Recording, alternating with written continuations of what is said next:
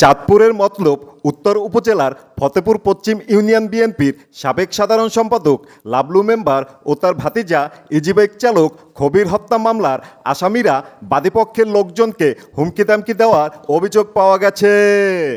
লাবলু মেম্বারের ভাতিজা পহেলা মে শুক্রবার সকালে অভিযোগ করে বলেন, আমার চাচা লাবলু মেম্বার ও ভাই খবির হত্যা মামলার আসামি আব্দুর রহমান, সৈকত, মোহন, ওবায়দুল, মাসুদ, আলী রাজা ও পারভেজ গং প্রতিনিয়ত আমাদের হুমকি দিচ্ছে।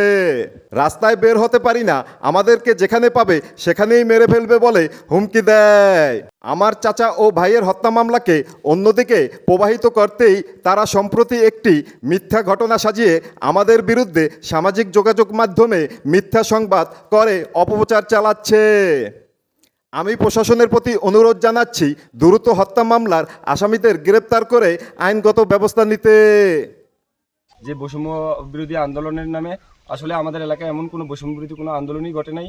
মূলত তারা 4 বছর আগে আমার চাচাকে হত্যা করেছে এবং 2 বছর আগে আমার চাচাতো ভাইকে হত্যা করছে। এই হত্যাকাণ্ডের আসামিরা তারা এখন বাঁচার জন্য বিভিন্নভাবে মামলা প্রভাবিত করার জন্য তারা আমাদের নামে মিথ্যা সংবাদ সম্মেলন এবং মিথ্যা অপপ্রচার চালাচ্ছে। এবং আব্দুর রহমান নামে একজন লোক আমার নামে এবং আমার আরও চাচাতো ভাই যাতে লাবলু মেম্বারের খুনের বিচার না হয় এবং খবির হত্যার খুনের বিচার না হয়, এই জন্য সে বাদী হয়ে আমাদের নামে মিথ্যা মামলা করে। আসলে মান্দারতলী বা 11 নং পশ্চিম ফতেপুর ইউনিয়নের বৈষম্য বিরোধী আন্দোলন এমন কোনো কিছু ঘটেই নেই।